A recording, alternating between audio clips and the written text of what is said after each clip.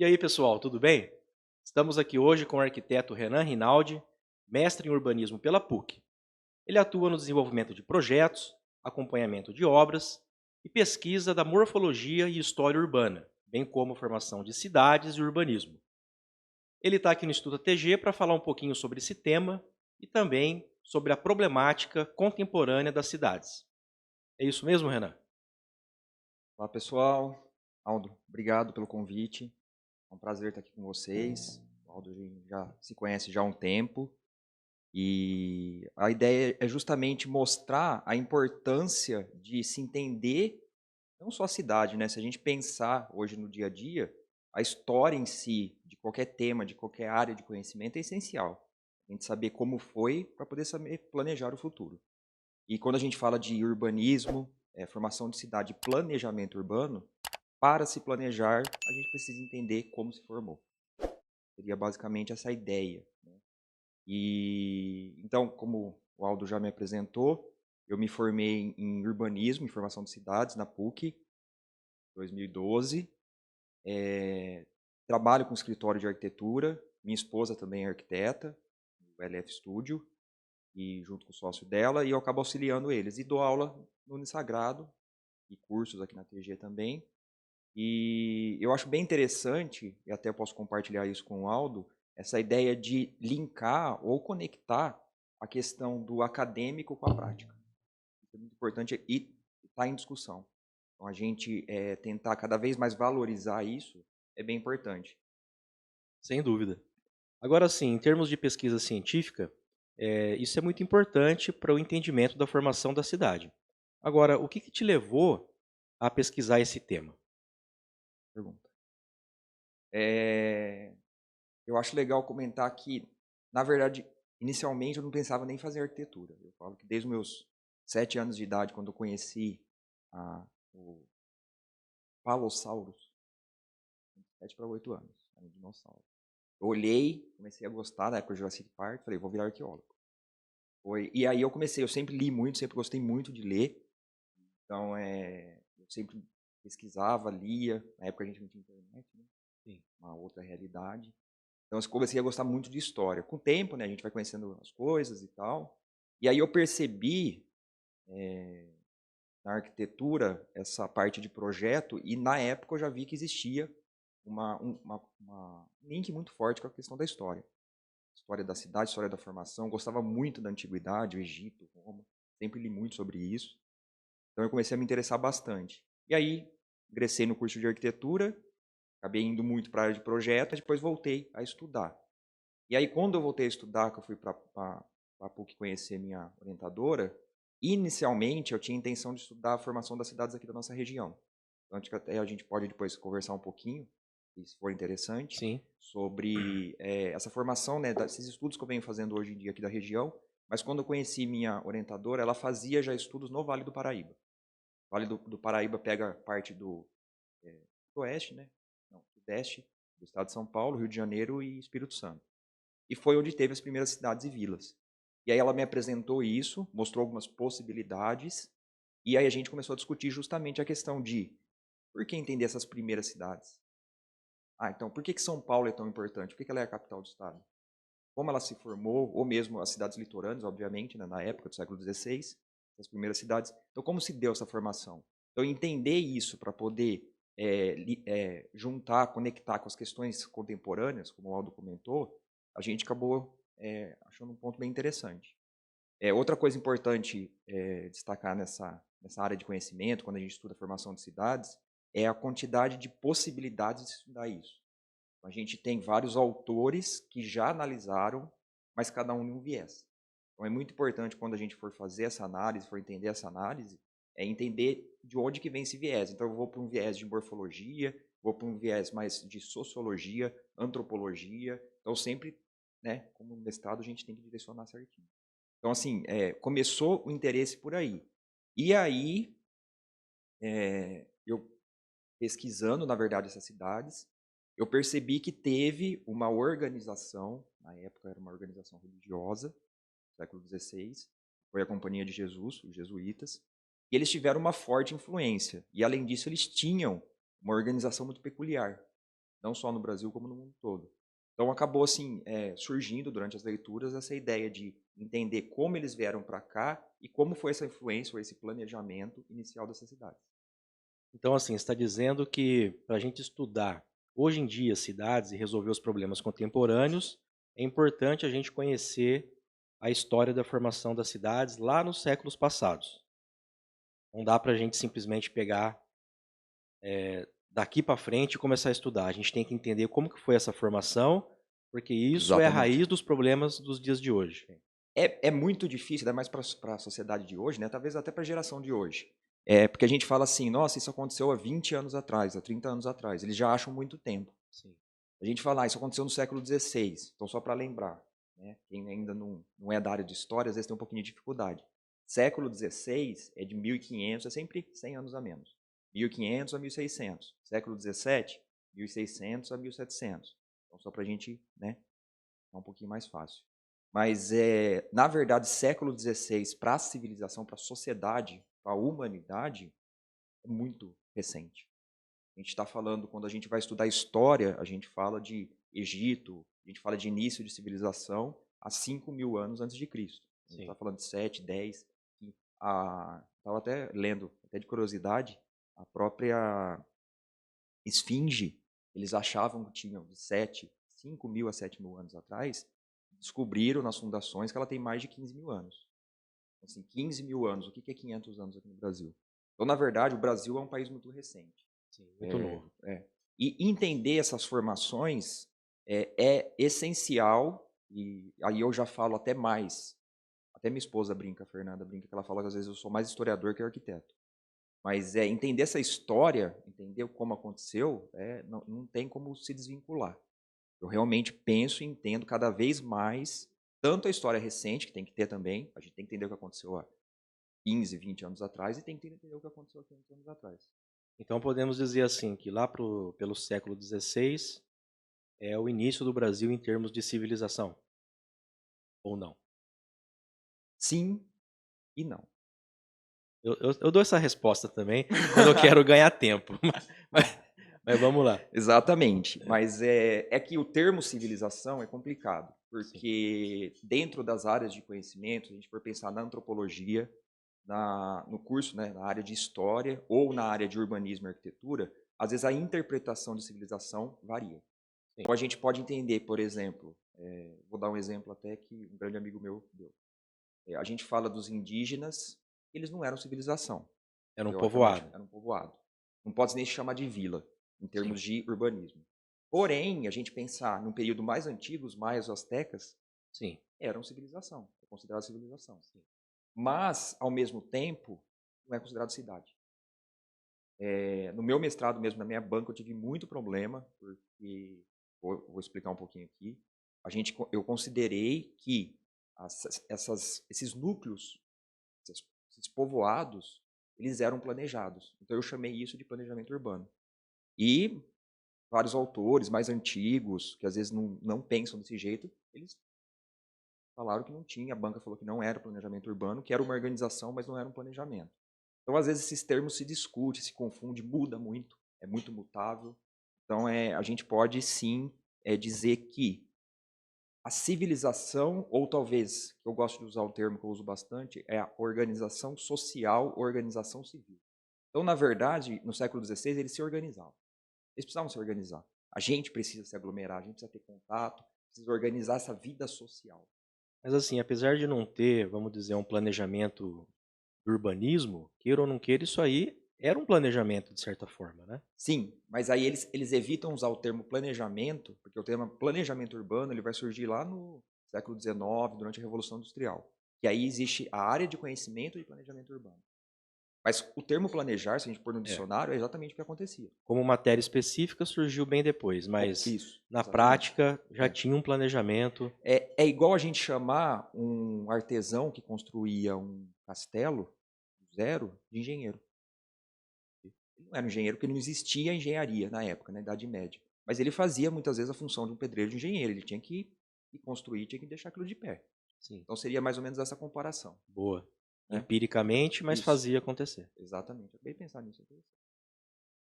E aí, o que aconteceu no século XVI? A Companhia de Jesus, na verdade, que foi o que mais me interessou, acho que isso eu nem comentei com você. Eu tenho uma tatuagem nas costas, que é a minha única tatuagem, por enquanto, e é o Ratio Studiorum. Ah, segundo os jesuítas, você já vai direto pro mármore do inferno, cara. Você já vai queimar com isso aí, não pode. Então, É. o que era o Ratio Studiorum? Na verdade, teve dois. Eu tive que não estar tanto no meu mestrado, porque é uma área, não é uma área de arquitetura e urbanismo, é uma área de história. Mas eu tive que entender isso para poder entender como eles organizavam essas cidades. Então, o que aconteceu? Tinha o Ratio Studiorum, que eles desenvolveram no finalzinho do século XVI, e tinham as cartas jesuíticas, as cartas de comunicação. Então, o Ratio Studiorum foi o primeiro projeto pedagógico desenvolvido no mundo. Então, os jesuítas, eles tinham os colégios, desde o século XVI. Na verdade, o grande foco da Companhia de Jesus, dos jesuítas, no mundo inteiro, era justamente implantar a educação. Isso aí é independente de nacionalidade. Sim, eles tiveram uma força muito grande no Brasil, na parte eram os portugueses, né, os jesuítas portugueses, e os jesuítas espanhóis na Argentina, Chile, eles chegaram até na Venezuela. Mas eles também influenciaram muito a parte oriental, Índia, China, o sul da China foi bastante. Porque, assim, tinha até uma rixa, né, na época, entre portugueses e espanhóis, na época das navegações, dos descobrimentos. Sim. Essa rixa existia entre os jesuítas espanhóis e os jesuítas portugueses? Isso que é Ou não? interessante. Não. Não existia. Entre os jesuítas, eles eram jesuítas. Tanto que isso, depois, quando eles foram expulsos, era um problema. Porque não sabia, eles tinham uma união muito grande. Então, eles tinham um poder muito grande. Então, por exemplo, os jesuítas que estavam lá no Rio da Prata, lá no sul, onde vai ser a Argentina, o que aconteceu? Eles comunicavam diretamente com o jesuíta que estava no Rio de Janeiro. Então, eles descobriram nessa época acessos por dentro que ninguém sabia, por causa dessa comunicação. E essa comunicação demorava em média quanto tempo? Lógico, depende da distância, mas... Eles tinham, até já comentando das cartas, eles tinham a necessidade, a obrigação, necessidade não, eles tinham a obrigação, estava no código de conduta deles, eles tinham a obrigação eram 3 princípios: se comunicar, pelas cartas, nós tínhamos que mandar cartas todas as semanas, como se fosse um diário. Essa comunicação como eu estudei a Capitania do Sul, então se a gente pensar a distância, Rio Grande do Sul, São Paulo, Rio de Janeiro, era em torno de 6 a 8 meses, demorava a carta para chegar, dependendo da época, da situação que estava também. E isso, na época, era muito eficiente. E se a gente pensar em um barco, às vezes ele demorava 2, 3 anos para chegar em Portugal a carta, a comunicação. Então, para a época, era uma coisa assim, muito avançada. Era o WhatsApp da época. Um WhatsApp meio com uma internet meio lenta. Sim, Um de escada. 1G. Internet de escada. Internet de escada. Ixi, daí a maioria não vai saber o que é. Era das cartas? Ah, tá, os jesuítas. E aí, o que acontecia? Essa comunicação, na verdade, que foi um dos focos do meu estudo, eles criaram uma rede de comunicação e também veio criar uma rede de cidades. Agora, eles prestavam... Estava conversando até de fugir palavra, né? Me fugiu a palavra. Né? Eu sei o que eu quero falar, mas fugiu a palavra. Nem me fale isso. Eles prestavam satisfação para o império ou para a igreja? Não, para a igreja. Igreja. Eles eram um poder, isso também foi futuramente, lá no século XVIII, um problema, quando eles foram expulsos. Eles prestavam exclusivamente à igreja, ao Vaticano. Na verdade, nem ao Papa, eles prestavam ao... Agora eu não vou lembrar o nome do superior da Companhia de Jesus. Mas eles tinham uma organização totalmente independente. E como eles na época, eles eram muito eficientes no que eles faziam, eles começaram a ocupar essas áreas. Eles chegaram até a ir para a parte dos Estados Unidos também, mas nos Estados Unidos eles não teve tanta influência. E eu também não tenho tanto conhecimento naquela região. Mas aqui eles ocuparam todo o litoral do Brasil e também Rio da Prata até o sul, até a Patagônia, e eles que conseguiram, na sequência, entrar na parte do interior, parte do interior do Brasil. Espanhol da vida. Agora, eles não tiveram dificuldade para fazer transposições de cadeias montanhosas? Sim. Na verdade, o que aconteceu? Ali na própria Serra do Mar? Serra do Mar, exatamente. Quando eles chegaram, primeiro eles chegaram em Salvador. Foi basicamente onde foi o primeiro contato com a nossa terra. Primeiro contato oficial. Acho que é até interessante falar isso. Na verdade, quando eles chegaram aqui, Salvador, depois de Salvador eles vieram para São Vicente. A São Vicente, que é onde eles vão avançar para São Paulo, para a Vila de Piratininga. Já existia pessoas aqui. Existia portugueses, espanhóis, outras nacionalidades. E eu estava até tentando lembrar hoje de manhã o termo que usavam, mas na verdade era assim, geralmente eram pessoas foragidas. Ou pessoas interessadas em ganhar dinheiro, alguma coisa.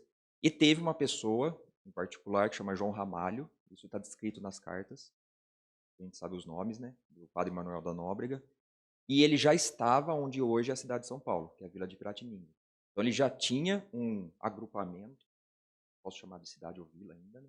Ele tinha uma aldeia e ele, junto com os índios, buscava madeira, buscava fruto, buscava até minérios. Na verdade, o interesse Então, dele era o então ouro, né? eram aldeamentos planejados. Não, ainda não. Essa parte, na verdade, era só uma ocupação.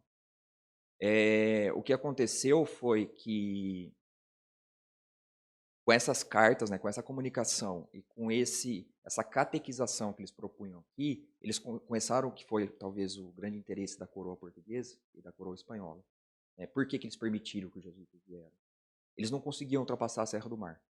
Não conseguiam por causa que tinha indígena bravo, era muito difícil de ultrapassar no meio da mata, tinha que ter caminhos específicos. E quem que conhecia o Brasil?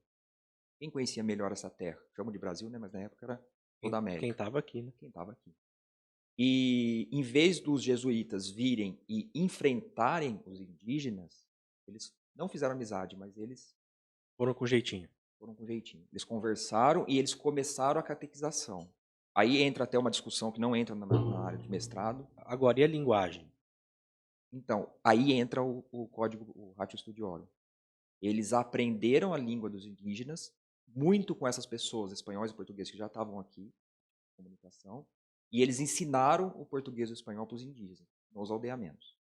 Eles, na verdade, esse contato de querer abraçar e trazer, eles falavam do salvamento, né? Eles queriam salvar os indígenas. Eles não tinham Deus, eram pagões, eles iam morrer e iam para o inferno. Sim. A gente fala assim, nossa, mas então, na verdade, eles exterminaram a cultura indígena? Na época, na cultura deles, claro que não dá para deixar eles de santo. Né? Eles iam e conseguiram exterminar boa parte da cultura existente dos indígenas. Isso é péssimo. Mas neles eles queriam vir com a ideia de salvar. Eles precisavam salvar essas pessoas, essas pessoas iam morrer e ir para o inferno. Na cabeça deles, eles estavam fazendo bem. Sim, fazendo bem. Se tinha intenção mesmo, se era tudo questão econômica, isso eu não consigo responder. É questionável. É questionável. E eu questiono. Mas que eles foram eficientes nisso, eles foram muito eficientes. Aí, Aldo, o que aconteceu? Que eu acho que aí que é o ponto legal. Eles fundaram os colégios, o Colégio de São Vicente, o Colégio do Rio de Janeiro, todos no litoral, né? E o Colégio do Espírito Santo. E a partir desses colégios, eles fundavam o que a gente chama de aldeamentos. Então, aldeamentos eram vilas diferente do português quando chegou aqui. Eles pegavam o índio, colocavam dentro de uma sala, dentro de uma casa. Ó, isso aqui é uma cama, você precisa dormir na cama. Isso aqui é uma cozinha, você precisa usar a cozinha. Isso é um banheiro, você precisa usar o banheiro certinho. Não, o que eles faziam? Eles faziam esses aldeamentos parecerem, lembrarem as vilas indígenas. Então eles tinham uma igreja no centro, né, tinha que ter a igreja, tinha um pátio na frente, bem amplo, e algumas casas em volta. Então esse pátio é onde acontecia a educação, a conversa, as festas. Nas cartas é legal, eu tive que ler, eu devo ter mais de 500 cartas em casa, todas digitalizadas. Algumas eu peguei na Biblioteca Nacional Digital, é interessante, gente. Quem quiser consultar documentos antigos, a Biblioteca Nacional BND, Biblioteca Nacional Digital, é a Biblioteca do Rio. Hoje, eles estão com quase 100% do acervo digitalizado. Isso é interessante. Para pesquisador, até para quem quiser se inteirar. Então, o que aconteceu? Nesses aldeamentos, que futuramente, Carapicuíba, Taubaté, São José dos Campos, todos eram aldeamentos que viraram cidade futuramente. Então, esses aldeamentos, em pontos estratégicos, com a ajuda dos índios, então, o jesuíta ia lá com jeitinho, subia a Serra do Mar por caminhos já feitos, que os índios já estavam acostumados, chegavam muito mais rápido, levavam os portugueses e implantavam esses aldeamentos iniciais. Agora vamos pensar assim, esses aldeamentos. Você falou que tinha igreja, tinha algumas instalações no Isso. entorno. O jesuíta chegava e falava, constrói ali, constrói aqui, ou pelo menos ele pegava um pedaço de papel e esboçava o que seria um projeto, um croquis, fazendo a locação. Olha, a igreja vai ficar aqui, paralelamente a ela vai ter uma instalação que vai ser para isso. Tinha esse, vamos dizer, esboço de projeto urbano, eu sei que está longe de ser um projeto, mas pelo menos na forma de um croquis, a locação, ou não? Era mais no boca a boca? Vamos construir aqui, vamos construir ali? É, nesse período, século XVI, vamos pôr de 1500 a 1750. Os jesuítas foram um dos primeiros a planejar. Eles planejavam, eles organizavam. Então tinha sim desenhos nas cartas, eles desenhavam isso. Então tinha essa organização. Eles se preocupavam muito com a questão, na verdade era para facilitar até a ampliação e organização, a questão ortogonal. Então tinha o pátio central, tinha a igreja na frente, com esse pátio. Todo o restante, como se fossem as ruas, eles tinham várias linhas, De acesso. uma malha, como se fosse uma malha, e dentro desses quadrados que formavam na malha, aí ia ter as casas, ou qualquer outra edificação. Isso aí talvez espelhado já da experiência que eles tinham na Europa. Não, eles desenvolveram. Desenvolver. Desenvolveram. Então, na verdade, desenvolveram. Talvez o erro deles foi que eles desenvolveram, não erro, né? Não pode falar ainda de erro, mas a questão foi que eles implantaram esse tipo de planejamento em tudo. Então, às vezes, um local que era muito íngreme, isso daí não era tão interessante, mas eles implantavam dessa maneira. E isso vai rebater muito forte na formação das cidades nossas aqui do Centro-Oeste Paulista. Então, por exemplo, até brinquei que a implantação de Piratininga, inicialmente, é assim. A gente chama de patrimônio religioso. Então, a gente tem isso bem forte. E aí eles vão fundar, que foi a mais importante, a Vila de Piratininga, que é São Paulo de Piratininga. Paulo de Piratininga. Que inicialmente não tem nada a ver com Piratininga aqui. É lá na região onde é Então, São Paulo. não tem nada a ver. Mas o nome de Piratininga veio daí. Veio daqui. Veio por causa de São Paulo. Então, Quer dizer, o nome de Piratininga daqui veio por é, causa que de São São Paulo Paulo de chamava São Piratininga. Paulo de Piratininga. Então, assim, eles implantaram esses aldeamentos. Então, a gente vai ter, geralmente era o colégio e acontecia esses aldeamentos em volta. Conforme, dependendo, alguns aldeamentos não iam para frente, alguns avançavam mais, alguns se desenvolviam bastante e viravam até colégios. Então, isso daí, assim, foi evoluindo e eles foram ocupando. E o que é interessante nessas cartas, por que eu consegui entender isso? Porque está registrado. Sem as cartas do que eles diziam, e nas cartas, assim, eram cartas de 50, 70 páginas, eles escreviam, hoje eu comi um porco que foi matado pelo índio tal, tal, tal, É tal. um relatório completo, né? Como se fosse um diário. E aí, alguma parte ele falava, hoje na cidade a gente aumentou 5 ruas com a medida tal e tal. Essa parte já me interessa. Então a pesquisa partiu basicamente daí. E aí, assim, eles ficaram aqui até quando? Tipo assim, ó, vamos embora que já fizemos nosso papel aqui. Então, na verdade, eles queriam ficar aqui para sempre. Então eles começaram a se desenvolver, obviamente, eles começaram a ganhar um poder, não só um poder econômico, né? Porque eles controlavam esses aldeamentos, controlavam esses indígenas. E tinha mais índio do que português, muito Com mais. certeza. Então eles tinham, na verdade, que foi que em 1740, 1750, do século XVIII, Morgado de Mateus, que era o governador-geral aqui da província, ele começou a ver que os jesuítas tinham um poder militar muito grande. Ele falasse assim, vamos dominar esse país, a gente vai dominar. Não percebi, não notei, e aí talvez um historiador vai falar melhor que eu, alguma intenção do jesuíta fazer isso. Em nenhum momento eu consegui perceber isso. Então, mas essa força militar não era exclusivamente deles, né? Era do imperador. Não, essa força militar que eles teriam, seria a força dos índios. Dos índios, porque os índios respondiam aos jesuítas. Então, por exemplo, você não podia, na época, até o século XVIII, bater no índio. Se batesse no índio, o jesuíta ia lá e ia prender a pessoa que bateu. Tinham esse poder. Então, eles estavam acima do governador. Eles respondiam lá para a coroa e para o Vaticano. Aí o Morgado de Mateus, percebendo isso, ele expulsou os jesuítas daqui. Tudo. Só que isso aconteceu em vários países. Não só Isso aí aqui. por volta de que ano? Foi meados do século XVIII, 1742 para 1750. E aí eles foram... Na verdade, a Companhia de Jesus foi praticamente extinta nesse período. A gente tem na Europa a separação da colônia portuguesa e espanhola, que eles ficaram, a Península Ibérica, né, ela ficou unida durante um tempo, durante a separação, e o rei também percebeu isso, e eles começaram a simplesmente extinguir os jesuítas. Eles vão retomar as atividades próximo do século XIX, 1880, 1890, mas não dessa maneira. Né? Tanto que hoje a gente tem o Papa Francisco, que é jesuíta. Entendi. E nessa época, quando eles foram embora, como é que ficou a questão da ocupação das cidades? Já existiam cidades propriamente ditas? Não, ainda não. A gente chama de vilas. Então, na verdade, nesse período ainda não se falava em cidade. O termo cidade ele vai começar a ser cunhado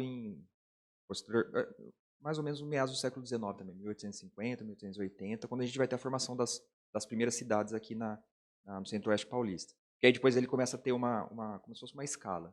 Funda um povoado, o povoado vira vila, e a vira cidade. E hoje seria o município. Então, nessa época em que os jesuítas foram embora, a Não, gente tinha aldeias, não, vilas. vilas. Vilas, Vilas e né? povoados, e algumas mais envolvidas, algumas menos. Tanto que a própria vila de São Paulo, né, que hoje é a cidade de São Paulo, a gente tem um crescimento eu não vou lembrar dos números certinho, mas nesse século XVIII, que é 1750, a gente vai começar a vir a questão também das Minas Gerais, que é o avanço do minério, né? O pessoal os mineiros, a tirar, começar a ganhar muito dinheiro com isso, é a cidade de Ouro Preto, Belo Horizonte, né? As vilas de Ouro Preto, Belo Horizonte, começar a se desenvolver muito. Então, nesse período, o próprio Morgado de Mateus, a coroa portuguesa, ela incentiva a ocupação do território, mas não tem uma organização propriamente dita. Tem um planejamento, igual tinha com os jesuítas, com esses aldeamentos. Mas elas eram feitas na margem dos rios, perto do leito dos rios? O rio, na verdade, tanto isso desde o século XVI, na época dos jesuítas. Os rios eles eram essenciais. Se chegava na cidade por meio do rio, coletava água para sobreviver do rio e descartava o que não era interessante, que seria, não o esgoto, né? Mas os dejetos no rio. Então, sem o rio não tinha como.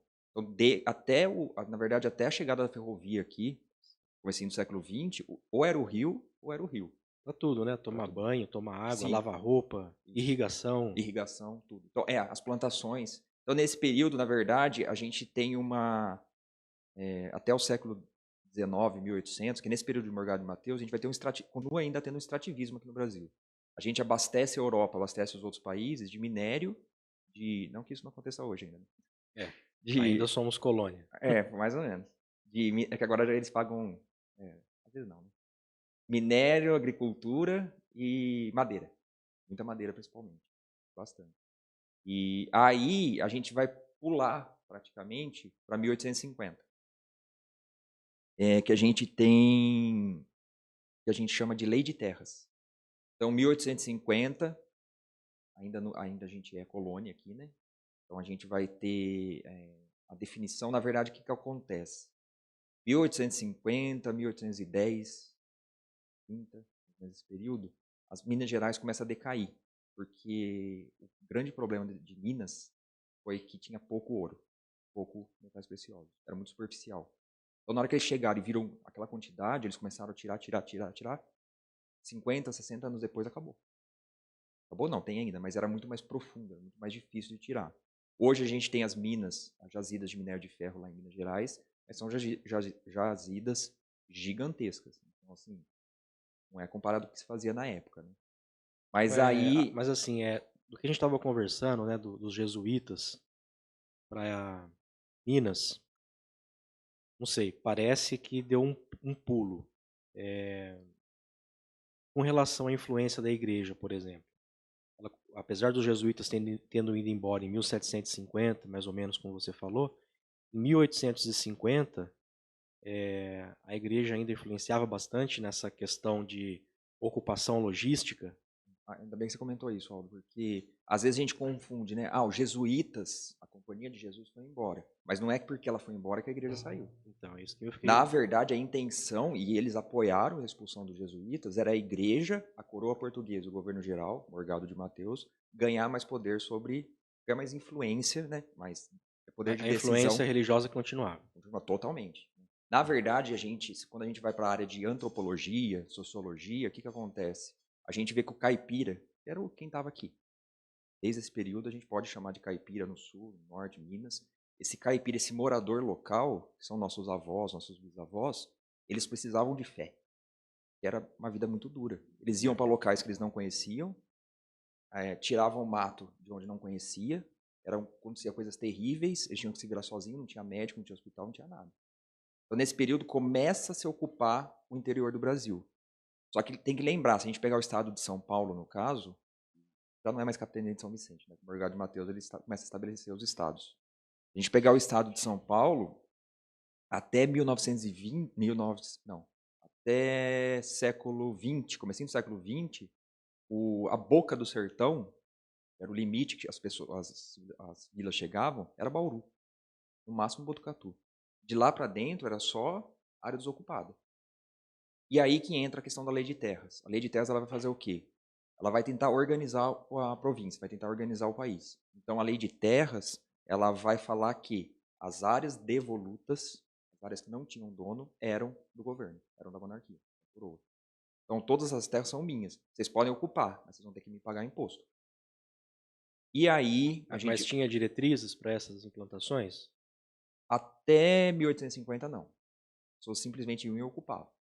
Geralmente pelo rio, ou às vezes muito, na verdade, e sempre acabava acompanhando os rios. Eram caminhos que eles faziam para chegar até o local e tinham paradas. Essas paradas viravam cidades, viravam vilas, né, depois cidades. E aí que a gente vai ter aqui no nosso Centro-Oeste Paulista, então agora a gente fez, na verdade, né, esse entendimento da formação do Brasil, das cidades, e aí a gente vai chegar aonde? Vai chegar aqui no nosso estado, que é o que está mais próximo da gente. E aí a história começa a ficar um pouquinho mais perto. E aí a gente começa a falar do final do século XIX, 1880, 1890, que são a formação das maioria das cidades daqui. Lençóis, Piratininga, Agudos, eu trouxe até uma colinha aqui. Tem aí os seus 140, 150 anos. Isso, nessa faixa. Nessa época, a gente teve um pulo de, vamos pensar, em 1820 a gente tinha 15 vilas. Em 1880 a gente tinha quase 250. Então, na verdade, por quê? Aí fala assim, nossa, mas por que nesse período? Precisava ocupar o Estado. Precisava ocupar a terra. Porque senão alguém ia vir tomar. Os espanhóis não vinham ocupar. Ou, por exemplo, por que a Argentina é daquele tamanho? O limite da Argentina com o Brasil. Então, se estava ocupado por portugueses respondendo à coroa portugueses, era muito mais difícil de vir espanhóis e tomarem. Então, a ocupação da terra, na verdade, era um jogo político. Uma intenção de ter território. Não Tá? fica a terra de ninguém, onde não tem ninguém, Alguém vai ser. alguém vai. Alguém vai pegar. Alguém vai pegar. E então nesse período a gente começa a ter as principais, a grande, né, esse boom de explosão. Hoje no estado de São Paulo a gente tem mais de 400 cidades. Então desse período até 1950 a gente tem cidades formando. E aí entra o binômio café-ferrovia. E uma coisa que é interessante, até lembrei isso agora, apesar de eu não ter foco muito nisso, com a queda, esse recuo das minas, esse problema de ter menos pedras preciosas, olha lá, você falou da memória.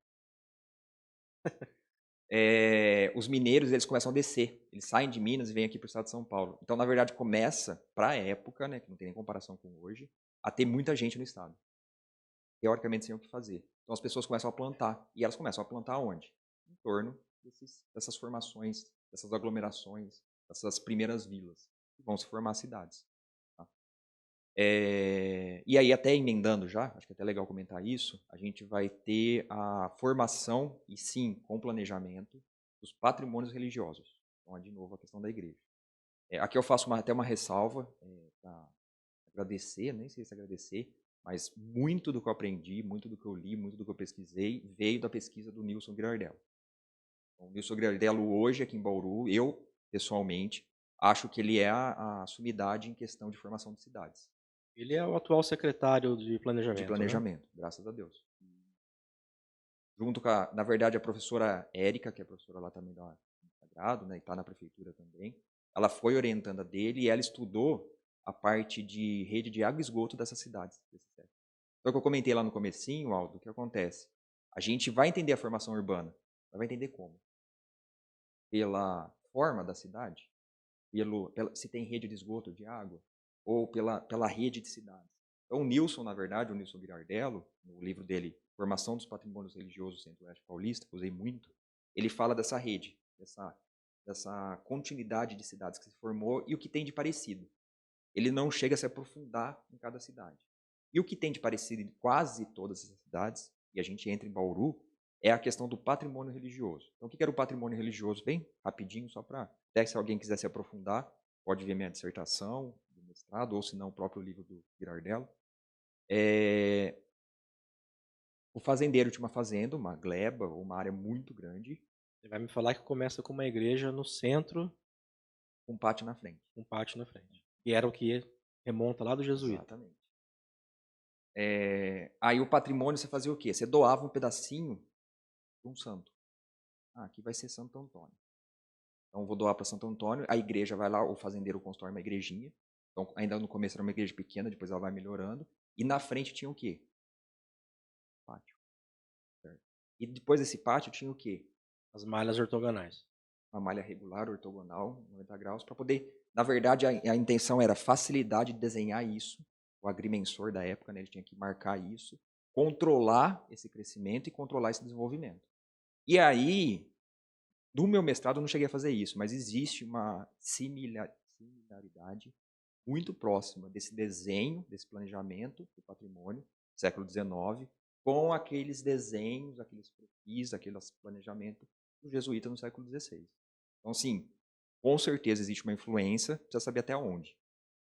E tanto que a gente entra nos códigos de postura, então eles falavam, a casa, essa rua, essa via, não era rua, né, eram as vias, tinha que ter um tamanho tal, e tinha que estar a distância uma casa da outra. Então já existia uma organização mais rígida nesse sentido. Esses patrimônios, qual era a vantagem para o fazendeiro? O patrimônio ele atraía pessoa, então atraía trabalhador, tinha local para ele morar, o trabalhador que trabalhava na fazenda, esses mineiros que estavam aqui, não posso falar perdidos, né, mas tinham migrado para cá.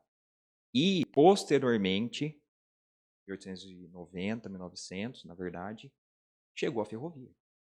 Aí a ferrovia foi o que trouxe realmente o avanço. E a ferrovia ia passar onde? Ia passar onde tinha essas formações mais consolidadas. Então, se eu tinha um patrimônio religioso mais desenvolvido e próximo da minha fazenda, que foi o que aconteceu aqui em Bauru, a ferrovia vai passar por esse patrimônio, vai trazer desenvolvimento, vai trazer pessoas e vai trazer uma economia melhor. Então, na verdade, apesar do cunho religioso, a gente tem essa questão econômica social, econômica política, perdão, muito forte. Isso daí foi o cerne da fundação de praticamente todas as cidades aqui da região. Todas não, né? Mas uma boa parte. Bauru, Sorocaba, todas essas malhas ferroviárias que passam remontam dessa época, né? Porque ela tinha que passar por algum lugar que tinha já alguma formação. Se não Sim. fosse patrimônio religioso, era algum assentamento por causa do caminho, mas aí já é mais antigo. Dessa época, geralmente aqui na nossa região, era patrimônio religioso. E aí eu fiz na verdade eu venho fazendo, que aí faz parte da minha pesquisa atual, iniciações científicas. Isso para quem é da área de pesquisa eu recomendo muito, porque isso ajuda muito quando vai fazer mestrado e ajuda bastante também no conhecimento, né, na adquirir conhecimento. E aí que eu fiz a minha colinha. Eu hoje orientei 1, 2, 3, 4, 5, 6, 7 iniciações, 3 eu estou orientando ainda e 4 eu já orientei. Eu fiz o quê? Eu falei assim, por que não pegar cada cidade e entender o que acontece na formação específica dessa cidade? Que é parecido, todas são Você patrimônio. vai ver as similaridades, mas vai ter a oportunidade de ver o que aconteceu de Exato. maneira distinta, né? Isso acho que foi o que eu descobri mais legal. E apesar do código de postura, apesar do patrimônio religioso, existe muita coisa diferente, existe muitas especificidades.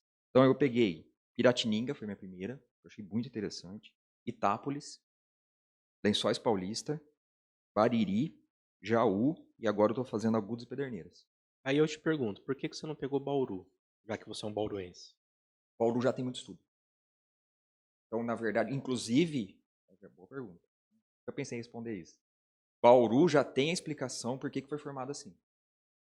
Pelo Nilson e por outros autores, outros historiadores. Então já tem bastante documento. E eu usei como eles explicaram isso, para me auxiliar na metodologia, né, no meu Entendi. método, para eu formar essas outras cidades. Então, E ao aí, invés de você fazer mais do mesmo, você foi aonde ainda não tinha sido feito. exatamente. Tanto que tem algumas cidades, que nem Botucatu, eu fui fazer e eu descobri que já tinha também. Isso, gente, é outra coisa que é importante quando a gente vai fazer pesquisa. Antes de você começar uma pesquisa, a primeira coisa é ver o que está pesquisado. Fuçar, fuçar. Hoje que a internet está praticamente tudo digital, então está muito mais fácil. E na área de história mais ainda, porque existe muitos viés. Então, às vezes, você vai pesquisar, é inovador, mas na hora que você está pesquisando, você vê que isso daí já foi falado. Isso acontece. Mas dessas cidades em particular, o que foi mais interessante que eu cheguei na conclusão das iniciações? Toda iniciação que eu faço de morfologia urbana, de formação, morfologia é o morfos, né? A forma da cidade. Então, entender como foi o início dela, qual foi a primeira quadra, e por que as quadras foram para oeste, por que as quadras foram para leste. ou porque ela se desenvolveu para cima do rio ou através do rio. Por que a igreja está próxima do rio ou está no alto de uma colina? A gente olha para antigamente e percebe isso. E meus alunos, o que eles fizeram? Eles pegam o Google do Maps hoje e redesenham no Google do Maps o mapa de antigamente, para ver se ficou do mesmo jeito que estava ou se mudou. Todas essas, por enquanto, elas estão exatamente do mesmo jeito. Então, a praça na frente da igreja era o pátio. A câmara que está na frente, ela está lá em todas essas coisinhas. E aí, obviamente, a gente vai entendendo mais a cidade, vai permitindo saber por que ela se formou dessa maneira, né? Então dá para você começar a pensar a cidade nos dias de hoje com base nessas formações. Quando a gente traz, no caso, igual essas do Centro-Oeste Paulista, como a formação é muito mais próxima, Piratininga, deixa eu pensar, não vou lembrar de data depois. Mas Pederneiras, Agudos, que eu estou estudando agora mais recentemente, Agudos um pouco mais antigo, mas Pederneiras é 1920, 1930. Então é muito mais recente, é muito mais fácil de enxergar essa influência na formação da cidade atual. Bauru, que foi em 1888, 1890, era uma vila, quase sem nada, tanto que a gente veio de... Tomara que eu não fale besteira, senão eu arrumo a gente depois faz um adendo. Eu sempre confundo se ele veio de Agudos ou se ela veio de Lençóis. Então, na verdade, o que acontecia? Eu tinha, por exemplo, Agudos, era um município muito grande, aí eu formo uma vila, um patrimônio, corto um pedacinho e forma Bauru. Então, ele desmembra de Agudos. Eu vou confirmar se é Agudos ou Lençóis. Então, ele desmembra. Eu tenho quase certeza que é Agudos. Então, eu também. É Agudos. Inclusive, Agudos hoje ainda é um dos maiores municípios do estado. Exato. Então, ele desmembrou muita cidade. Outra dica, site do IGC, Instituto Geográfico e Cartográfico do Estado de São Paulo. Lá tem a formação essa linha do tempo, de todas as cidades do Estado de São Paulo, e tem diversos mapas antigos e novos. Tudo de graça, então é bem legal. Então, o que era mesmo que eu estava falando? Você estava falando de Agudos. Que Bauru se desmembrou. Aí, na época, o que aconteceu? Que entra o jogo político, né? A ferrovia ia passar em Agudos. Esse entroncamento ferroviário que a gente tem aqui hoje ia passar, porque lá era uma cidade, uma vila, né? Uma cidade, na verdade, na época já, muito mais desenvolvida, muito maior. Só que a gente tinha políticos que tinham influência com o governador geral, com, né, o presidente, não era presidente, mas com a república, com tudo mais, e eles conseguiram convencer o entroncamento a passar em Bauru. Consequentemente, Bauru se desenvolveu muito mais e Agudos desenvolveu menos. Então, tipo, a política, na verdade, esse jogo político existe desde sempre, na verdade, na história da humanidade, né? É verdade.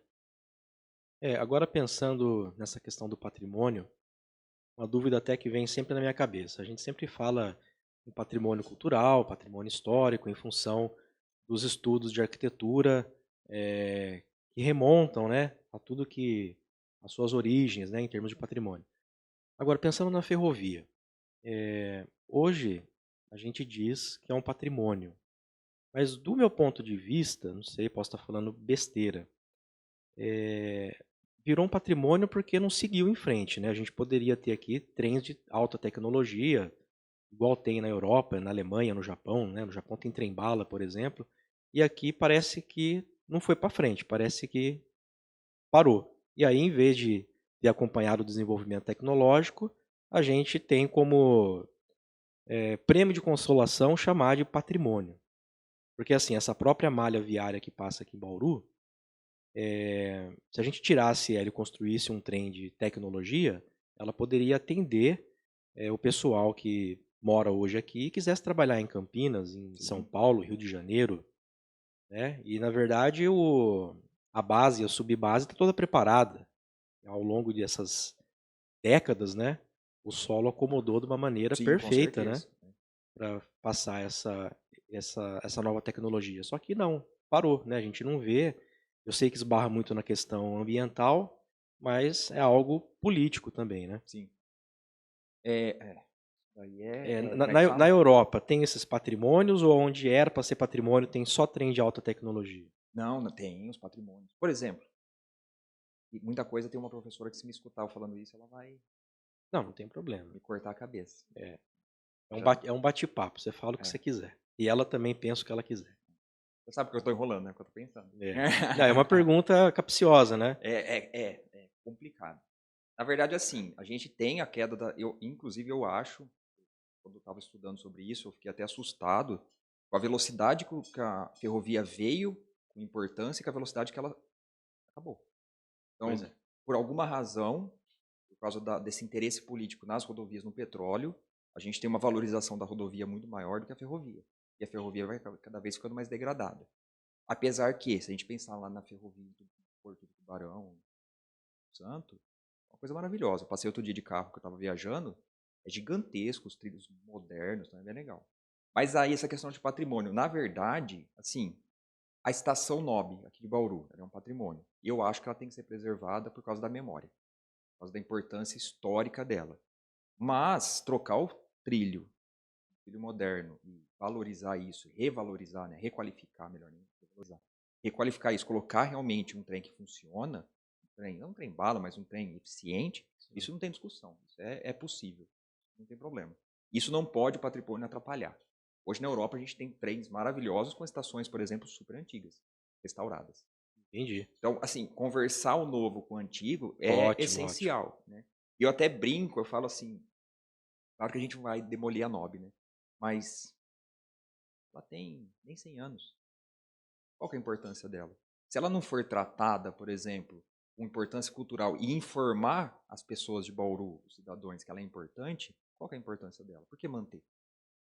Só para poder ter o prédio lá e sair na foto do aniversário de Bauru? Pois é. Então, assim, eu questiono isso. Então, assim, se a gente pensar o Coliseu tem 3.000 anos. Não, 2.000 mais 1.000, não, uns 3.500 anos. Como é que seja? Então, assim, o que preservar? Isso é uma discussão Minha, calórica. minha pergunta é mais no sentido da modificação para um modal que ele é muito importante, ainda mais num Sim, país de dimensões continentais como o Brasil. Ele é muito mais, seria muito mais razoável você ter uma malha dessa desenvolvida no país inteiro, que parece que tem o tamanho de um continente, sim, do que, por exemplo, na Alemanha, que é praticamente do tamanho de um estado do exatamente. Brasil, né? E hoje, curiosamente, a ANL, né, que é a responsável, aqui em Bauru, ela está renovando todos os trilhos. Vai voltar a passar trem de carga aqui com uma constância grande. E Sim. isso vai gerar um problema absurdo nos cruzamentos com rua, que não está resolvido. A gente tem a rua Araújo Leite, tem as ruas que cruzam com o trilho lá no centro da cidade, e aí? Se passar constantemente trem de carga. Então gera um outro problema urbano. E até você comentou da área que está pronta, né, para receber o trem. A gente liga, aqui é Sorocabana, Paulista e Noroeste. Três que chegam aqui. Uma vem do litoral para cá, uma vai para o Mato Grosso e uma vai para o norte do estado. Então, essa que vai para o Mato Grosso, se for renovada, você faz o trajeto com carga aqui absurdamente. Meu, Sim. meu sogro, ele trabalhou na ferrovia durante muito tempo, ele é aposentado da ferrovia. E ele fala que uma locomotiva, ela puxa, é uma coisa assim, É de absurdo. 400 vagões, seria 400 caminhões, é uma coisa absurda. Eu dei até o exemplo do trem-bala para já meter o pé na jaca, né? Mas a gente sabe que em função das altas velocidades, os raios que existem hoje não seriam possíveis, né? Teria que ter um Tá, é raio verdade, é muito verdade. maior por É. causa das velocidades desenvolvidas. Mas voltando a esses trens de carga, já seria um grande avanço, porque se você pensar numa soja, ela não liga se ela vai viajar 2 horas ou 2 dias, né? Não. Para ela é a mesma É coisa. o combustível, né? Que É. é transportado daqui também tudo por caminhão. Agora as pessoas sim, né? Aí já é um pouquinho mais complicado, mas é É, possível. mas é É possível possível. também. É possível. E eles estão, curiosamente, até aqui toda a região, elas estão, geralmente, vocês podem reparar, no fundo de vale, próximo do rio. É a área mais plana. Tem por que subir uma colina. Ele vai percorrendo as partes planas, estão conectados no outro, geralmente. Eles vão percorrendo e sobe um pouquinho, desce um pouquinho, é bem mais tranquilo. Acho que tem as questões das bitolas também, né? Tem bitola padrão, tem bitola de 1,60, então você chega ali para o sul, muda uma bitola para outra, aí tem que descarregar Ah, tudo para carregar o outro, não acontece. tem essa Essa integração. integração. Essa integração, verdade. Mesmo. Principalmente no norte também, o pessoal é diferente. Tem esse problema lá É. também, né? Bom, Renan, a gente já entendeu que esse contexto histórico, apesar de não ser do dia a dia de um escritório de arquitetura, ele é muito importante para entender a cidade no sentido de planejá-la. Agora, qual é o papel do poder público nessa questão? Aí entra já na verdade, de novo, né, o poder público ele já vem atuando, obviamente, na verdade, os interesses políticos, econômicos, sociais, isso está tudo interligado. E hoje, quando a gente fala recentemente, a gente fala de 1980, 1970, aonde tem o início, isso, não nasci na década de 70, mas foi perto. Mas isso começou a ter a questão dos planos diretores, na verdade o plano diretor até um pouco posterior, mas teve a questão da lei de zoneamento. Então começou a perceber que as cidades elas estavam crescendo em um ritmo absurdo, Desordenado. totalmente desordenado, não existia uma organização. A gente vai ter um problema muito grande com cortiços nas capitais, principalmente no Rio de Janeiro, São Paulo também. O que seria esses cortiços? A pessoa faz a casa da maneira que ela quiser. Mas precisa ter janela? Não existe nenhuma lei. Precisa ter 2 quartos que vai caber 7 pessoas? Qual que era a mínima? Não, nada disso. Então a lei de zoneamento ela vem com isso. Aqui em Bauru, foi em 1982, foi implementada a nossa lei de zoneamento. Então a lei de zoneamento ela define... Então, mas apesar de ser de 82, ela está vigente até hoje, né? E Felizmente. como é que fica? Porque, assim, 40 anos? Vou ser grosso agora. Fica sem organização. Então o que aconteceu? E amarra também, né? Você não consegue fazer nada, né? Totalmente. Não só amarra, como às vezes direciona o crescimento da cidade para um lugar errado. Nossa. Então, por exemplo, depois de 40 anos, a cidade está desenvolvendo mais na área sul, na região leste. Só que a diretriz é para a região oeste. Então isso tem acontecido direto.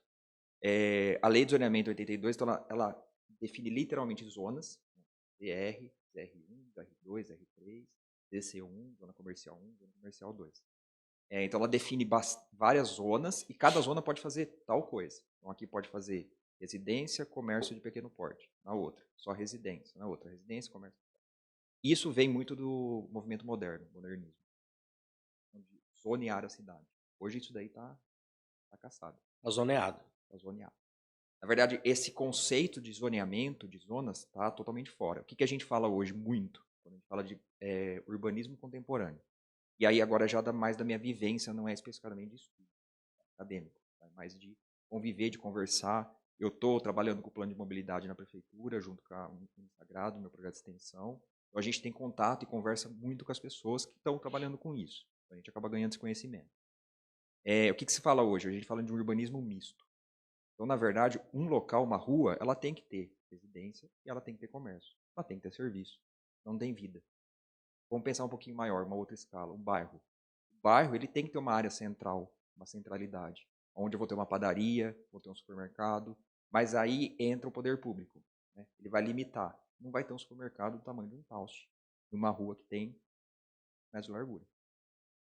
Num bairro que tem 2.000 pessoas. Então vai ser um mercado, mini mercado, vai ser um mercado menor. Vai ter áreas de serviço. Então, esse misto, mas é um misto não bagunçado, é um misto organizado. Então, a lei de 82, lei de zoneamento, ela não prevê esse tipo de coisa, ela simplesmente faz eu falo que é uma colcha de retalhos. Faz uma colcha de retalhos e cada porção acontece uma coisa. Em 2008, foi aprovado o primeiro plano diretor, e aí eu acho importante a gente destacar essa diferença do plano diretor e da lei de zoneamento. O plano diretor é uma coisa super recente, até a Hermínia Maricato, que desenvolveu muito, que fala muito sobre isso.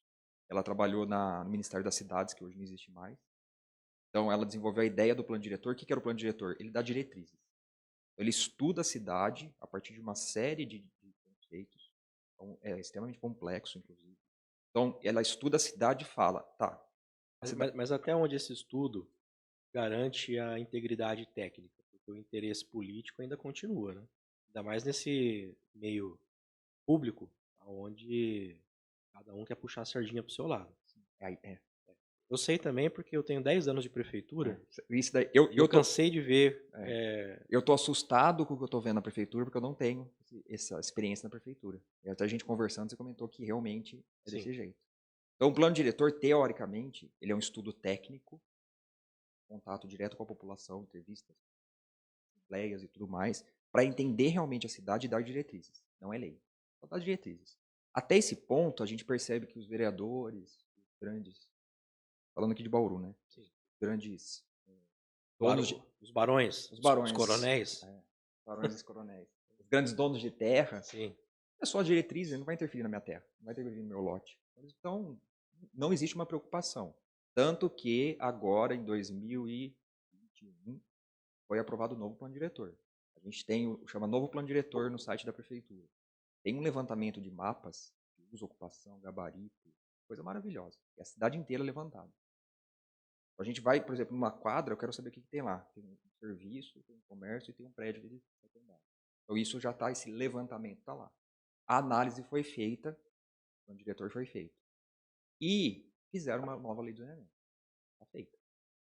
Aonde ela está parada? Porque agora os vereadores estão palpitando. Não aceitam. Então, assim, não sei, pode ser que essa nova lei de zoneamento saia mês que vem, pode ser que saia daqui 50 anos.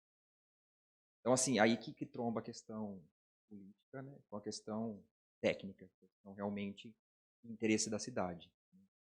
E uma coisa que eu sempre ressalto, até no curso que eu dou aqui de aprovação, a terra não é nossa. A gente não compra isso desde 1850. E a gente tem essa cultura desde aquela época. Quando a gente compra um lote, a gente não está comprando o lote, a terra. A gente está comprando direito de uso. Eu comprei para poder utilizar aquele lote. Só que aquele lote é do poder público. Se ele quiser desapropriar, ele vai ter que desapropriar. Se ele falar para mim, o recuo é 1,5 m, o recuo é 1 m. Pensando no quê? Sempre no bem maior, que é o bem da cidade. Então, essa cultura que falta pra gente. Aqui, pelo menos, eu vejo no estado de São Paulo. Então, assim, a propriedade privada, ela é privada até onde O uso é privado. o poder público permite. Até onde o poder público permite. Sempre pensando, né, no mundo ideal, o poder público permite para o bem da cidade. Por exemplo, ele manda você arrumar sua calçada. Tem que arrumar por quê? Para as pessoas passarem e não caírem. Eu estou pensando no bem da sociedade e da comunidade. Entendeu? Não porque ele quer arrumar calçada que vai ficar bonito. Seria mais ou menos assim. Agora, assim, numa questão de escala menor, porque, assim, às vezes o arquiteto ele vai planejar, é contratado para planejar residência, e aí ele pensa todo num contexto de insolação, posição do sol, ventilação cruzada, né? Pensa em todos os confortos, faz o planejamento a rigor, executa a edificação e a pessoa está lá com o sol da manhã em tal lugar, o sol da tarde em tal lugar, né? Tá, vamos dizer assim, uma residência ideal. Só que ele não tem controle do entorno. E a partir do momento que as construções no entorno vão acontecendo, elas tiram todas essas características iniciais de planejamento da arquitetura. Como fazer e como justificar para o cliente que, apesar de todo um estudo voltado para a edificação dele, ela pode perder essas características em função desse crescimento. Isso é um problema e não é um problema. Porque, sim, isso é importante o arquiteto sempre estar claro. Ele escolheu um terreno, então ele vai escolher um terreno. Possivelmente, ele pode pensar, se tiver, né, uma lei de zoneamento, um diretor de acordo na cidade, de repente escolher um terreno onde só vai construir edificações de pequeno porte. É possível. Mas assim, a gente não tem bola de cristal. Não, porque Ali pode mudar a lei. pode mudar a lei. Pode mudar a lei. E Desde 82 que não muda, mas uma hora vai mudar. E vai mudar. É. Fora as construções irregulares, né? Que nem o cara faz um prédio de 15 andares no lugar que não pode, e aqui em Bauru você viu que larga tem, o prédio e larga o prédio sem terminar, lá. aí fica aquela coisa horrível. Feia, atrai problema de todos os tipos e tá lá atrapalhando. Mas a gente tem que deixar claro que vai acontecer. Pode construir um prédio na sua frente. Até eu sempre comento nas aulas a questão do escritório da minha esposa, o Elef Studio. Ele fez a fachada leste, ela fez com bastante vidro para entrar sol da manhã, e justamente na frente do edifício construiu um prédio de 12 andares, residencial. Não bate mais sol no escritório. O escritório é sul pro resto da vida. Aí entra outro porém. Então tá, tem que pensar que vai acontecer isso. O que eu posso fazer no projeto que pode minimizar esse problema? Vai resolver. De repente minimizar. Então se isso pode acontecer, eu posso prever algumas aberturas para norte, de repente algumas aberturas solares. Então dá para fazer algumas possíveis coisas, mas não tem como solucionar tudo. Então vai ter uma solução perfeita para tudo isso. Mas até se a gente pensar, na hora que eu estava falando, eu lembrei disso. A gente pensar no lote. Mas você fica falando de história, plano diretor, planejamento. Eu vou construir um lote de 5 por 20. O que isso vai influenciar? O que isso vai impactar na cidade? Vou fazer uma calçadinha ali de 5 metros com uma árvore. Vamos pensar o seguinte, aí vai entrando drenagem urbana, temática. É isso que eu ia perguntar para você, a É. questão da drenagem, a questão do sistema viário. Isso. Em Bauru a gente sabe que o viário é um problema, a drenagem é outra, e os buracos, Uma todo mundo consequência. uma consequência. Boa. Uma consequência desses problemas. Sim. Então, o que acontece? Um exemplo do menor, do pequenininho, para a cidade. Nações Unidas. Nações Unidas hoje inunda. Claro que existe aí uma problemática muito maior, quando a gente fala em drenagem, que lá embaixo das Nações tem o Córrego das Flores. Ele está canalizado e ele vai extrapolar, ele vai inchar, né? Ele vai transbordar. Então, ele vai encher. Mas por que, que ele não enchia e agora ele enche? Se a gente falar lá antes da lei de zoneamento, 1980, não tinha quase construção em torno das nações. Está tudo terreno vazio. As pessoas construíram sem ter uma lei que falava, queridinho, na sua casa tem que ter 10 ou 20% de área permeável, tem que ter grama. Para na hora que chover, essa água entrar e nos correr tudo para nações.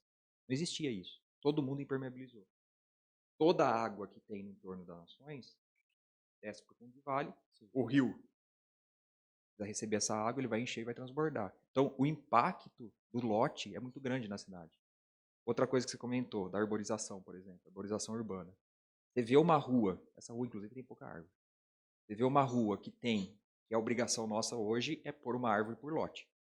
Uma rua que tem uma árvore por lote é uma rua, assim, em termos de clima, muito melhor do que uma rua que não tem. E a gente está numa cidade extremamente quente.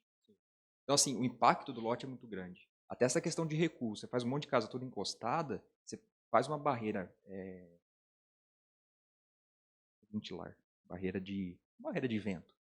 É que vai barrar realmente essa circulação de ar, essa circulação de vento, que pode impactar o lote da frente. Então, e aí a gente entra num outro critério, mas aí já é um pouco pessoal, né? É a questão estética. Falo que as nossas avenidas em Bauru são feias, o povo tem mau gosto.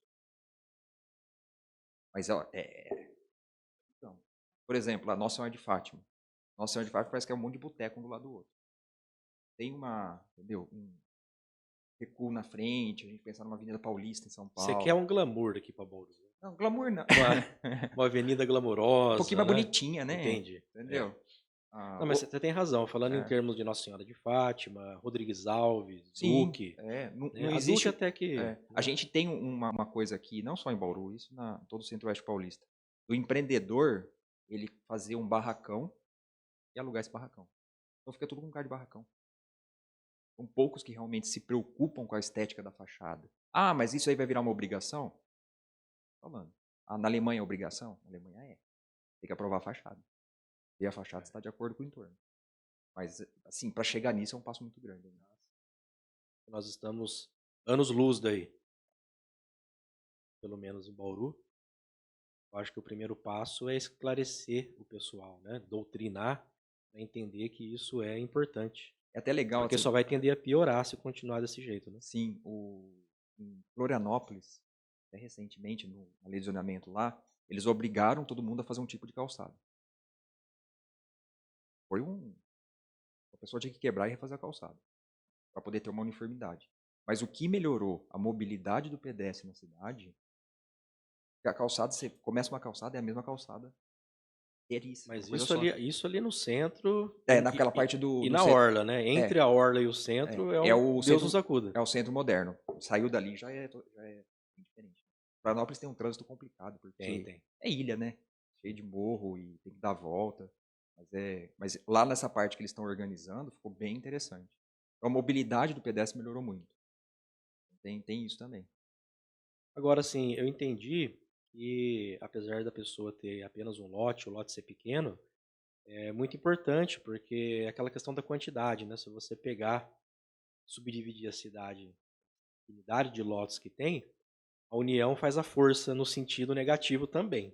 Né? Se cada um tivesse, por exemplo, uma cisterna, pelo menos para segurar durante uma chuva intensa, né? E liberar aos pouquinhos E na água liberar aos pluvial. poucos, depois já melhoraria, né? Exatamente. Então, assim, a parcela também de responsabilidade não é só de um lado, né? Vamos fazer aqui uma meia-culpa, né? A gente teria que ter o pessoal todo esclarecido e entender essa importância de que quando se pede para fazer uma cisterna, para o bem maior, né? Para o bem maior, exatamente. Eles Própria acham, vou cidade. gastar mais só por causa do...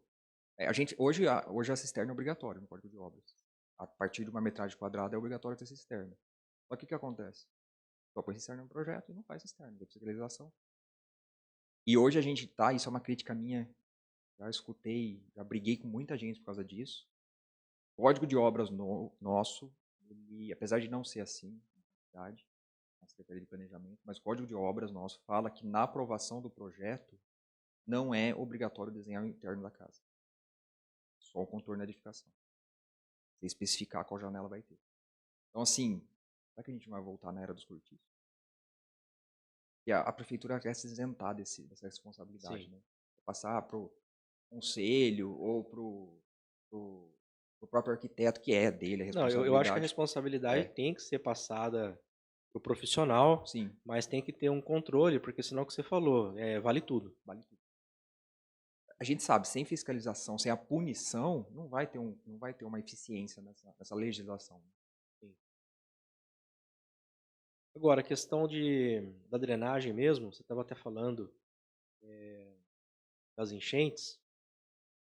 Na década de 80, eu acho que eu tinha ali por volta de 6, 7 anos, eu ficava na casa da minha avó, e a casa da minha avó, ela é ali no Vila Seabra, Sim, paralelo à Nuno de Assis. Tem a Nuno de uhum, Assis, a paralela é a Rua São Paulo, isso. e a próxima é a Rua Beirute. Eu ficava da janela, lá da cozinha dela, olhando quando chovia, e a impressão que eu tinha, né? Impressão não, né? Eu sabia que transbordava o rio, mas a minha lembrança era algo assim por volta de quase 1 metro de altura. E hoje em dia não acontece mais isso naquela região. Acontece ali perto da passagem da linha do trem, Isso. que ali qualquer chuvinha top. Mas ali, onde é a Nuno de Assis, não acontece mais até a altura que acontecia um tempo atrás. Que Curioso até que eu estava, olha, falando sobre isso com o professor Vitor, do Aula do Sagrado, a gente estava comentando justamente disso, porque a gente via qualquer chuvinha não dava Nuno. aquelas pinguelas todas eram levadas, Isso, aquelas exatamente. passarela metálica, toda Sempre, hora sempre levava. dava problema. Era uma coisa assim, igual é Canações hoje, Canações sempre, qualquer chuva inunda, mas a Nuno era. Eles fizeram, na verdade, na cabeceira, não, na cabeceira é o começo, não, embaixo de onde é a rodovia. Depois que fizeram aquele acesso para o Meridota, também é mais ou menos dessa época, aquele acesso mais novo, lá Alargou a sessão lá. largou a seção. Na verdade, eles tiraram, tinham muitas pedras que foram largadas pela rodovia, que deixava bem afunilado, eles faziam como se fosse uma barragem. Então, eles tiraram essas pedras e eles limparam, né? Eles fizeram tipo uma drenagem no rio. Dragou o rio. Dragou, é isso que eu estava tentando lembrar. Ele dragou o rio dali para baixo. Então, assim, deu uma melhorada muito boa. É que as chuvas têm sido cada vez piores, né? Cada vez com mais volume. E hoje em dia É. as ilhas de asfalto são maiores também. Também. E hoje aqui no Bauru a gente tem 8 fundos de vale dentro da malha urbana. Córrego da Grama, Córrego do Sobrado, Vargem Limpa, mais um. Mas esses fundos de vale, todos eles desaguam aonde? Desaguam no Rio Bauru. Então, quando tem enchente nesses fundos de vale, o Córrego da Grama é um que sempre tem também. Então, às vezes, acaba até extrapolando para o Rio Bauru. E vai dar consequência onde tem embaixo da ferrovia, lá na Baixada. Porque o rio ali sobe, né? Ali fica no mesmo nível, acaba enchendo a parte de baixo. Então, assim, esses fundos de vale hoje é um problema urbano, é uma barreira urbana, porque a transposição deles são complicadas. A gente tem o córrego da Forquilha na Comendador, chega na Comendador, naquela baixada, para ultrapassar dessa região do Estoril, né, da região sul, da Getúlio, pro lado, que seria o lado oeste, que seria o lado da 5, praticamente é só aquela conexão. Todo o restante, que é o fundo de vale, não existe uma conexão efetiva, só do lado dos condomínios. Né? Por isso que tem aquele trânsito que tem hoje. Então, assim, a mobilidade ela é muito ruim em Bauru. E mobilidade a gente fala pedestre, ciclista, Moto, caminhão, moto, carro e ônibus. caminhão. E o transporte público. Ela é deficiente justamente pela falta de conexões, principalmente da região oeste. Olha, eu adoraria vir de casa para cá de bicicleta. E até certo ponto tem uma ciclofaixa. Só que eu não confio na ciclofaixa. Não, Se fosse uma ciclovia, eu também não confio. eu talvez viria, porque eu acho que é mais fácil acontecer um acidente na ciclofaixa que na ciclovia. Com Na ciclovia certeza. ainda tem uma certa divisão. Mas o pessoal também não respeita, né? Tem muita gente que para. O povo Não, que anda de moto na ciclofaixa. tem também, né? Porque agora que eu tenho a moto, eu fico reparando. Eu vejo o povo invadindo, tá nem aí. Na verdade, a ciclofaixa ela é um remédio, é um É paliativo, né? paliativo. E não teve como fazer a ciclovia, pintaram uma faixa na ciclofaixa. Tanto que aqui, na Getúlio, não tinha que estacionar carro. Tem vias, o problema do bauruense, não é só do bauruense, mas o problema do bauruense é que ele quer parar na frente do Lugar. não pode parar na quadra de trás. Sim. E na Getúlio mesmo, onde tem a ciclovia, a ciclofaixa, ali tinha que ser liberado, o trânsito ia ser muito melhor. O pessoal para nas ruas de trás, entendeu? Tem espaço. Não, em última análise, eu acredito que daria para fazer uma ciclovia cortando bem no meio ali no lugar do canteiro, né? Dá. Porque você cruza a cidade inteira naquela região Você viu o que de fizeram na bicicleta. frente do Flex? Flex, não vi. Conhece a Flex na Nações? Só que fizeram um trechinho só. Tipo, a bicicleta vai e fica dando soco. Ah, No canteiro central. Exatamente isso. Tem o projeto lá na é Prefeitura de igual aqueles Mobilidade. trem que você dá para criança quando tem 5 anos, que o É trajeto é só um ferrorama. círculo, né? É o ferrorama. É o XP100, ele só anda em círculo. Só né? anda em círculo. Tinha isso. Dourado. E lá ele tem só naquele canteirinho na frente do Flex, a pessoa fica lá na bicicleta assim, ó. Só que aquilo lá é um pedacinho. A ideia é fazer aquilo nas Nações inteirinho. E as Nações, assim, para a bicicleta é praticamente plana. Então, ou os fundos de vale, a gente olha para o mapa de fundo de vale, a cota de nível do córrego da Grama é a mesma cota de nível do córrego do Sobrado, do outro lado da cidade. Você anda no plano, a cidade inteira, se tivesse uma ciclovia conectada. É, né? Um sonho. Vai ser interessante mesmo. Bom, Renan, eu acho que Deu para falar um pouquinho, né? falamos, né? Falamos sem dar. Delícia. Viu? Antes da gente finalizar, eu queria falar para o pessoal que o Renan, ele ministra um curso aqui no Instituto ATG, que é o curso de Documentação para Aprovação de Projetos. Fala um pouquinho para a gente desse curso, Renan. É um curso, para mim, foi muito desafiador. No começo foi mais tranquilo. Como eu trabalho com escritório, né, de arquitetura, e sempre estou fazendo aprovação de projeto. Então, assim, eu vejo muito pelo lado do munícipe, do cidadão. Então, tipo, como que a gente faz? Quais são as dificuldades? E isso daí é desafiador pelo fato de que tem mudado muito, como eu já comentei da lei de zoneamento, plano diretor e tudo mais. Então, tem se alterado muito. Com a pandemia veio a parte digital, então a gente já tá praticamente todo online o sistema agora de aprovação. Então, eu tento no curso facilitar esse processo, ou melhor, desmistificar esse processo. Fala, ó, ele funciona, é complexo, mas existe documentos, processos e uma série de trâmites para se fazer, mas que é possível e se organizando dá para fazer tranquilamente. A ideia do curso é justamente essa. Mostrar como funciona e explicar na prática como dar entrada no documento e acompanhar, basicamente, na aprovação. Residencial, comercial, e aí a única parte que eu não entro seria a parte, na verdade, prédio também, para fazer. Residencial, seria a parte de saúde, né, que é mais específica. Um curso à parte só disso. E a parte industrial? Industrial também. Também, né? Tem que ser a parte. Na verdade, a parte industrial, no que eu mostro a documentação, é praticamente a mesma.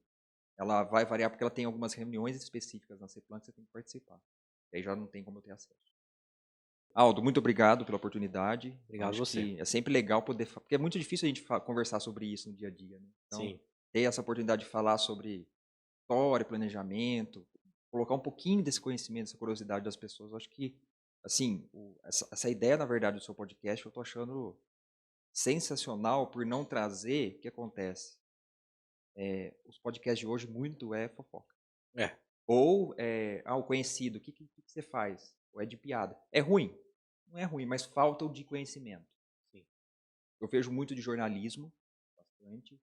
Comentei com você que eu já vi alguns podcasts onde é sobre um conhecimento específico, mas a pessoa não tem a conversa. Ela simplesmente mira nela e ela faz uma palestra. Entendi. Então eu não entendo isso mais como podcast. Uma entrevista, é uma né? aula. Então quando é essa conversa, eu acho que fica muito mais interativo. Então, assim, Sim. queria parabenizar pela ideia, pelo projeto do podcast. A ideia foi trazer conteúdo de qualidade e conteúdo técnico, né? Isso. O pessoal que está estudando arquitetura, engenharia, para construtores em geral, até empresários, o cidadão comum, Sim. poder acompanhar e ter algo assim que vai agregar em termos de conhecimento. Porque assim, a gente sabe que a audiência e algo que é mais técnico é muito mais difícil, mas a ideia é justamente colocar a informação de qualidade, né, o valor agregado acima disso. Porque hoje em dia, se você quiser fazer um podcast, é só você começar a plantar bananeira e já vai dar mais audiência do que aqui, né? Sim. Porque a grande maioria das pessoas quer ver conflito, briga, fofoca, Gente né? famosa? Desentendimento, gente famosa. É isso mesmo. E a ideia aqui é outra, né? É. Não, legal, muito bom. Não que a gente não torça, tá? Para que isso aqui, né, tenha cada vez mais seguidores. Portanto, se você está assistindo aí, contribua, né? Se inscreva e dê um joinha. Valeu, pessoal. Obrigado, gente. Obrigado. Valeu, Aldo.